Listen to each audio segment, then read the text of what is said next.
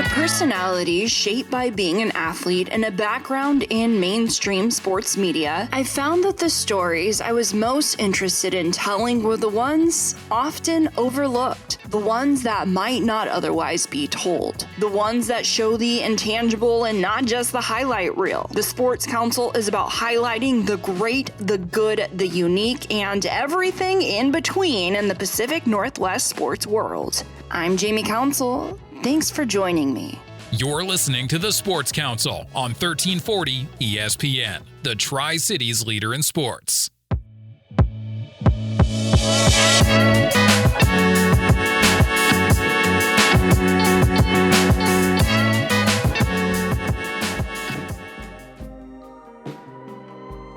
It's a long way to the top to become a professional athlete. But the reality is, most don't stay on top of that mountain very long. Many fail to understand that there's a career to be had and, more importantly, prepared for after their playing days. The 30 for 30 documentary Broke highlights those that don't realize their body has a shelf life. And with the end of their playing days comes the end of income. We often don't hear about the stories of those that are responsible, realize that sports aren't a lifelong career, but rather a starter fluid to a new career. They say those stories aren't as fun, but that's where I come in. Throughout the Pacific Northwest, there are many stories like that, including Pat Leahy.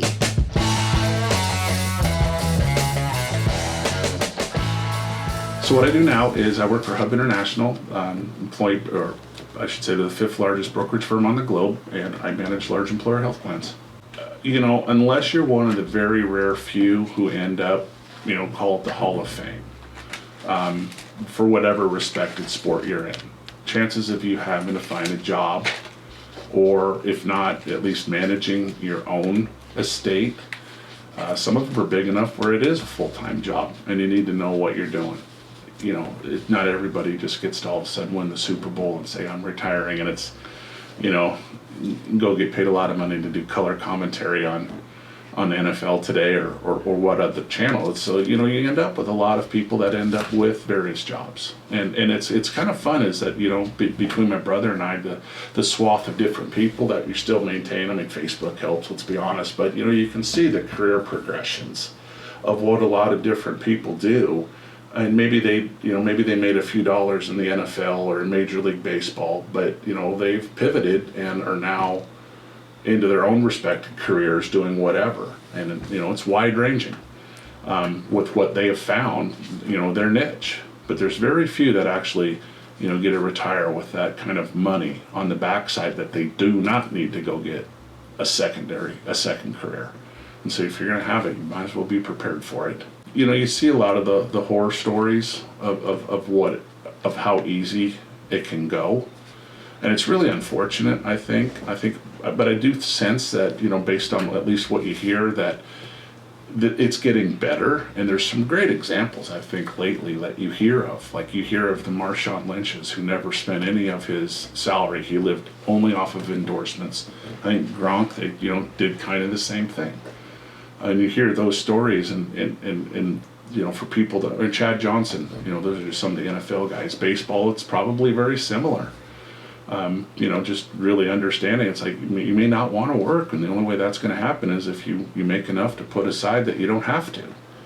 But even if you're not working, you're still working, and that's managing your own stuff.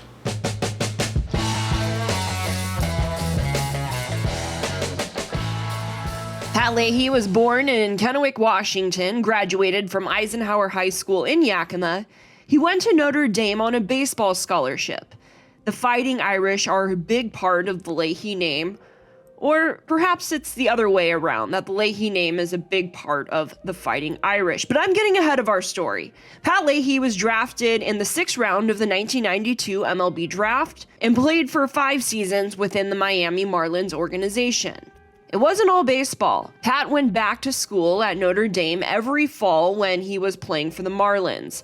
A schedule, he says, that was favorable to the grind of a college student. In 95 or 94, got done with AA season, got on a plane at 7 in the morning in Portland, Maine, flew into South Bend, and I was in a class at 9:30 the next morning. My arm needs a break, your body needs a break. So you can really get caught up and just interact and being more in tune with the regular student body than you were if you were playing. I think there was my junior year, I think at Notre Dame, so semester 16 weeks long. We were there for the first 3 weeks, and then we were in terms of being on campus season, and then once January rolled around, beginning of February, we were on the road for 12 straight weekends. And that's leaving on Thursday and not getting back to campus until very early Monday morning. And so so right there you're missing Thursday's classes, Friday's classes. If it was a tournament or something, sometimes it was Wednesday's classes. And it was just darn near impossible to handle the load. Somehow you get through it, but it was a grind without a doubt on some of that stuff. And then so that's what made it difficult. And it is what it was, but it wasn't easy. Yeah, and then even the decision where a lot of athletes don't necessarily think about like their future after athletics. Mm-hmm. It sounds like that wasn't the case for you. Well, just because you have a degree from Notre Dame doesn't mean you want to use it. But inevitably, in my situation, fastballs stop fasting. I mean, I threw harder in high school than I did when I ended my career professionally. And it's time. For some others, that don't have a academic background, or maybe they don't have school or trade or something like that, then they're a little bit more behind the eight ball. But academics had always been important in our family. I mean, my mom and dad both went to good schools. My brother and I went to Notre Dame. My sister went to North Carolina. So yeah, the academic side, I've always enjoyed learning. I mean, I really have. It's just as long as you have time to learn, and you're not getting on a bus to go someplace to go play.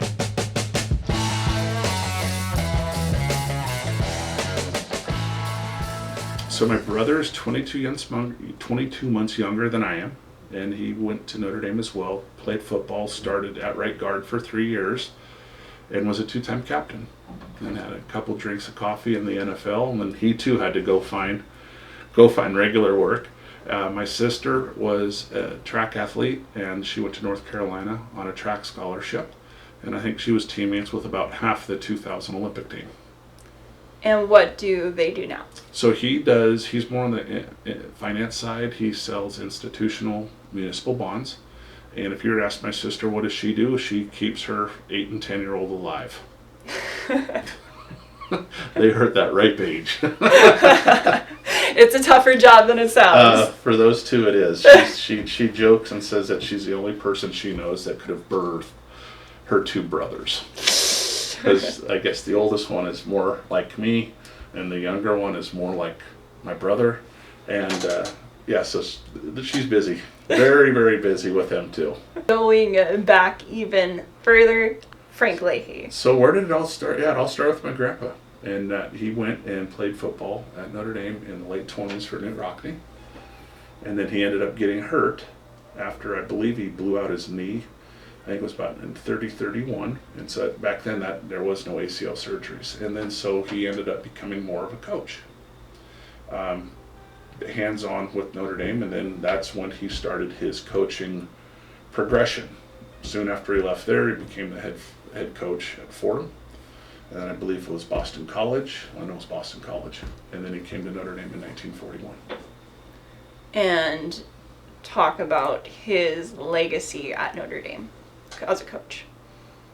When you don't lose a football game for 4 years, which is exactly what he did from 46 to 49, it's impressive. I mean, he's got the statues and all of that. He's still, many there think he was the best coach that ever coached at Notre Dame. And I guess really until recently, he was always in those conversations, who's the greatest coach ever. But I think it's pretty clear now that Saban has probably superseded that. But he'd been there in those conversations in terms of winning percentage, Heisman Trophy winners, just sheer dominance in that late 40s era that you really can't deny it. It can't be denied. I think he had 5 or 6 undefeated seasons, even though he may not won the Natty that year on the consensus on the pollings. But yeah, it was pretty impressive what he put together and what he strung together at Notre Dame. A lot of his former players, whenever they would come to campus, would search out my brother and I, just, to relive some of their stories and war stories of when they played with him. Unfortunately, many of them have passed. But some of their stories, I mean, they were it's the only thing difference was they played football then versus playing sports, at the time when we were there. But it was the same thing. A lot of really sweet men would come and find my brother and I, and talk about things, and got to meet a lot of really fascinating, a lot of fascinating people. Johnny Lujack was one. Won the Heisman Trophy winner in, I forget which year, but he was one of, he was the man of college football. But just being able to meet him and some others, it was a lot of fun. If there's any stories, it was just the amount of talent that he assembled on the team, and many of them would say the same thing. Like when they would have a midweek scrimmage, was way easier than the game, just because the amount of sheer talent that he had, not only in the first platoon but the second, that it was literally all out wars amongst them on midweek scrimmages, especially when the ones would go against each other. They would talk about number one defense versus number one offense, and they said there was no question that was so much easier than the games, or the games were easier than the midweek scrimmages. Just the amount of talent that he amassed recruiting. And he was a good recruiter. My grandpa was a very good recruiter, and that's one thing I think many people would agree upon. Then is just the amount of talent that he amassed to come to school and play at Notre Dame. And it's not like you could just hop on Twitter and No. Check out people. No, it was a lot of recruiting. It was a lot of phone calls. It was a lot of, even back then, trains, going to senior bowls, going to various, it was a different era. A lot of it was word of mouth of, hey, you need to go see this guy out of Chicago. You need to go see this guy down in Lexington, Kentucky, or there's a school up in the Northeast that's just pumping them out, and it's just developing that pipeline is what he did.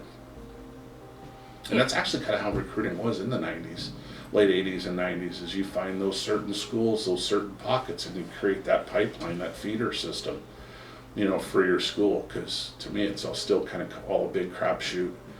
On the recruiting and development of kids, it's just getting them in the door when they're raw, and what kind of development can you put into the kids to get the productivity on the field that you need. As a coach, he was a taskmaster on the discipline side of the game of football, and he did have a very revolutionary mind in terms of timing, things of that nature, but he was a taskmaster on doing things right, and there's no reason to move on if you can't do this right. And that is the one thing I think, in talking and learning from a lot of his former players, is just like the practices were very intense, but it was rooted in the discipline of doing it correctly. So it was very binary, and that it was either right or it was wrong. And if it was wrong, we're going to do it until we get it right. And that is, I think, one of the things that kind of, from a mentality standpoint, that he has passed down. I know I'm wired that way, so is my brother. And it's either right or it's wrong. And you're always working to make it right.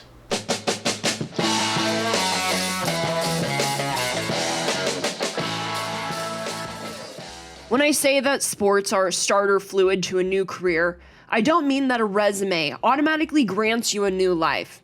It helps, but rather you gain experiences, perspective, and connections that are transferable to life after sports and really light that path. That's the fun thing about sports, in a way, especially, is just being able to see it's a beautiful country we have. And I feel very fortunate that I was able to spend 2 summers in Cape Cod playing baseball, And when I was in AA, I was in the Eastern League. So I got to see all of the East Coast. And not the big cities, but some of the smaller ones, like our base with the Marlins was out of Portland, Maine. And then you go as far south as Bowie, Maryland. And then at the time, as far east as not Hagerstown, but Canton, Akron, Ohio. And so you just, it's a pretty wide area, but you get to see so many of that. When I was in the Florida State League, it was all the various major league spring training facilities, that's where you play, all throughout Florida. So being able to see the east coast of Florida, the Gulf side versus the east coast, it was a lot of fun. Yeah, you got all different walks of life, and it all kind of comes together right on the diamond of a baseball field. Once you start playing professional sports, you got people from all different walks of life, and I think that's one of the beautiful things of it is the people that you get into a locker room with. In baseball, you got 25 guys on your roster, and everybody's completely different. And that's what's kind of fun to watch, is like some of the best stories I see is I remember one guy in particular, his name's Willie Brown. He was drafted by the Marlins in the 4th round, had a quick bat, but Willie loved to swing at curveballs. But Willie was also baseball brought him, he was the first person from his family to ever go to college. He went to FAMU. And, when Willie's family had no money, like they didn't even have a phone. So when Willie was being recruited, and like when the Marlins had to call to tell him that they drafted him, they had to call the neighbors, and he had to run across the street. But then you turn around and to see where he is now, a 20, 25, 30-year teacher down in the Tallahassee area, coaching baseball, doing what he loves, that's a victory. That's what sports is for. And there's numerous other guys like Willie that you got to play with that, really maybe didn't come from anything, but just that sliver of nugget of baseball completely changed their life. Completely changed the trajectory of his family. And all of that, and that's what's rewarding, is when you see the stories of Willie Brown. And then there's others. One of my roommates was Tony Saunders, and he's one of the kids that ended up breaking his arm on a pitch when he was in the big leagues. Just snapped in half. But he too, he did not go to college, but he's now realized baseball was done, and he's now doing what he does in his second career after the game. And that's, then you have everybody that comes in from Latin America, that it's completely different on some of those guys. I mean, people laugh, but I opened Edgar Renteria's first bank account in Kane County in St. Charles, Illinois. His first one. And helped him do his first wire transfer to send money back to Barranquilla, Colombia. And, to this day, though, they're still really good friends. When you do things like that, but those are the differences that you see. That you don't normally get to experience just staying in the same spot. No, but so it's you do develop those different type relationships with people. You get in those fraternities, and it's really helped. I mean, my brother got his MBA from Northwestern, and football helped him get into school. It was a differentiator. I was fortunate to get an MBA from the University of Washington. And my background, my baseball, even on my recommendations and letters of recommendation, most of them came from baseball. The minor league director for the Marlins and one of my managers, and that helped, get in to the program at University of Washington. So, it's a gift that's been giving, and I'm fortunate to have been a part of it.